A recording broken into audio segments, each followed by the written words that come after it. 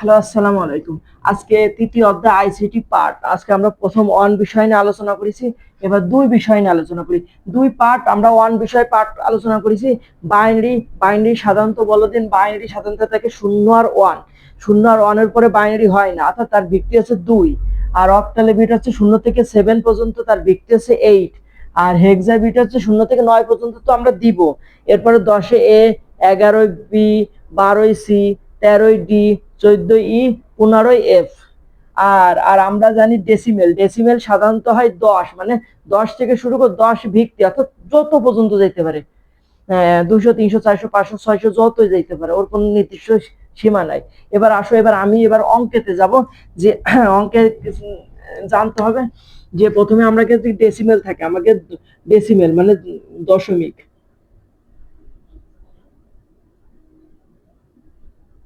যদি দশমিক থাকে, দশমিক থেকে বাইনারি আমরা কি আনবো বলো দিন? বাইনারি।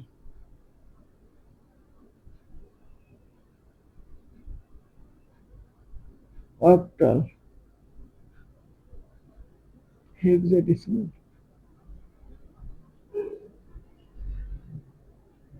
হেক্সাডেসিমাল 16, অক্টাল আছে 8, বাইনারি আছে 2। আর আমরা জানি দশমিক হচ্ছে 10।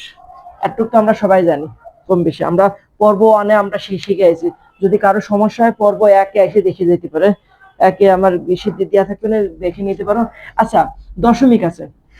দশমিক থেকে যখন বাইনারি বের করব, অক্টাল যখন হেক্সাতে, আমরা যখন দেখো এইটা সাধারণত কি নিয়মে যাবে, আমরা বলো দিন লসাগু নিয়ে যাব। কি নিয়ে যাব?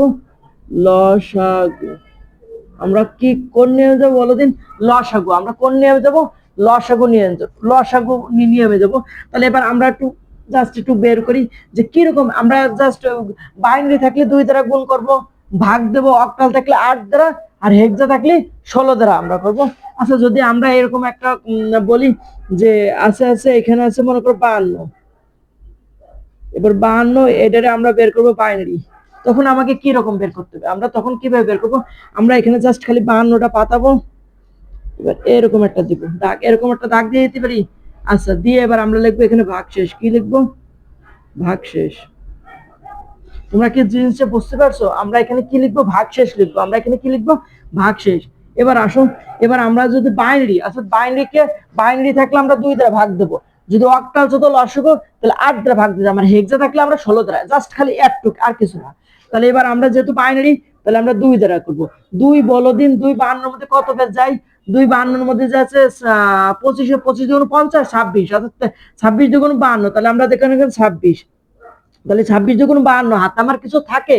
বলো দিন, হাতে কিছু থাকে? হাতে থাকে না। তাহলে কি আমরা শূন্য কি পাতাতে পারি না? অবশ্যই শূন্য পাতাইতে পারি। এবার আসো, আবার বলো।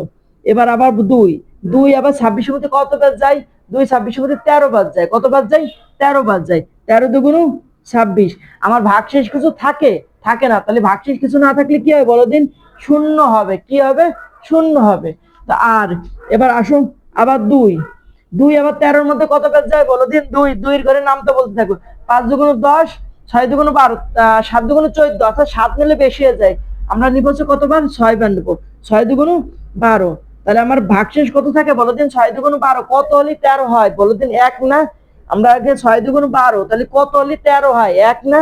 একটা আমরা এখানে বসাই দিব। এবার আসো 2, এবার 2 2 কি 6 এর মধ্যে কতবার যায়? 6 এর মধ্যে যায় আছে কতবার? 3 বার যায়। 3 দুগুণ 6, 3 দুগুণ 6। তাহলে আমাকে ভাগশেষ কিছু থাকে বলো? থাকে না। না থাকলে কি করবো? শূন্য নিয়ে আসবো। আবার বলো 2 নেবো। 2 আবার 3 এর মধ্যে কয়বার যায় বলো দিন? 2 একে 2, 2 দুগুণ 4। তাহলে অবশ্যই একবার যায়। 2 বার নিলে তো বেশি হয়ে যায়। তাহলে আমরা একবার নেবো। 2 একে 2। ভাগশেষ কত থাকে বলো দিন? 2। তাহলে 3। 2 থেকে 3 পর্যন্ত কত বলো দিন? ভাগশেষ 1 না?